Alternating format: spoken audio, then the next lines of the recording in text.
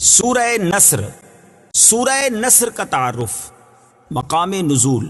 سورہ نصر مدینہ منورہ میں نازل ہوئی ہے. آیات، کلمات اور حروف کی تعداد. اس صورت میں ایک رکوع، 3 آیتیں، 17 کلمے اور 77 حروف ہیں. نصر نام رکھنے کی وجہ، عربی میں مدد کو نصر کہتے ہیں اور اس صورت کی پہلی آیت میں یہ لفظ موجود ہے. اس مناسبت سے اسے سورہ نصر کے نام سے موسوم کیا گیا ہے. سورہ نصر کے مضامین.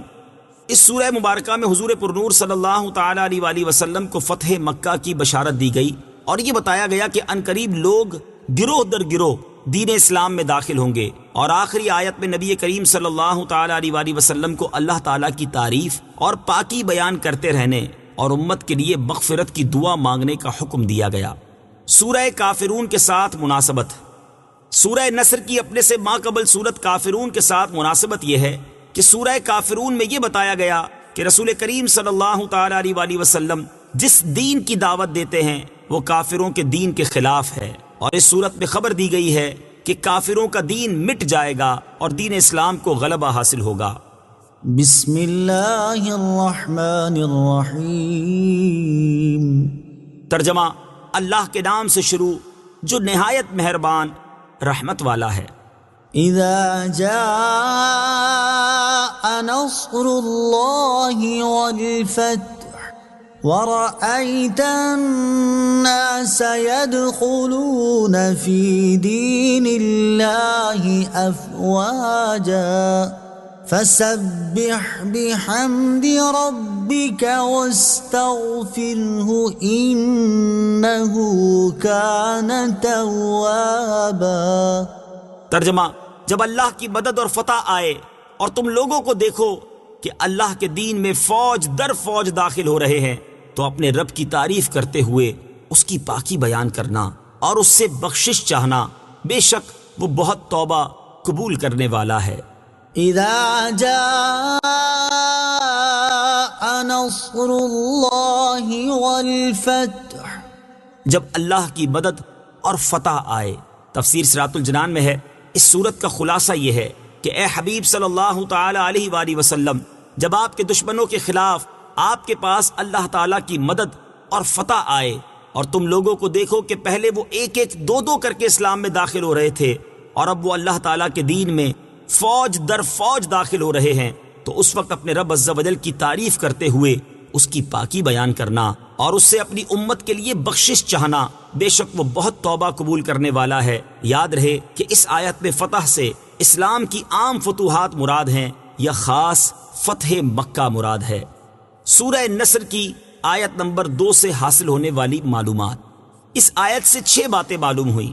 نمبر 1، صحابہ اکرام رضی اللہ تعالی عنہم کی تعداد 5 یا 7 نہیں بلکہ ہزاروں میں ہے. نمبر 2، فتح مکہ کے موقع پر اور فتح مکہ کے بعد ایمان لانے والوں کا ایمان قبول ہوا. اس میں حضرت ابو سفیان، حضرت امیر معاویہ اور حضرت وحشی رضی اللہ تعالی عنہم سب ہی شامل ہیں. نمبر 3، یہ لوگ بعد میں بھی دین پر قائم رہے کیونکہ ان کا دین میں داخل ہونا اس آیت سے ثابت ہے، لیکن دین سے نکل جانا کسی دلیل سے ثابت نہیں. نیز اگر یہ لوگ مرتد ہونے والے ہوتے تو اللہ تعالیٰ ان کے ایمان کو اس شاندار طریقے سے بیان نہ فرماتا. نمبر 4، اس آیت میں غیبی خبر دی گئی ہے. یہ غیبی خبر فتح مکہ کے موقع پر پوری ہوئی اور لوگ مختلف جگہوں سے تاجدار رسالت صلی اللہ تعالی علیہ وآلہ وسلم کی غلامی کے شوق میں گروہ در گروہ چلے آتے اور شرف اسلام سے مشرف ہوتے جاتے تھے. نمبر 5، حضور پرنور صلی اللہ تعالی علیہ وآلہ وسلم کو اپنی زندگی کی خبر تھی کہ فتح مکہ اور ان واقعات کو بغیر دیکھے ختم نہ ہوگی. نمبر 6، رسول کریم صلی اللہ تعالی علیہ وآلہ وسلم کے زمانے میں بڑی سعادت مندی یہ تھی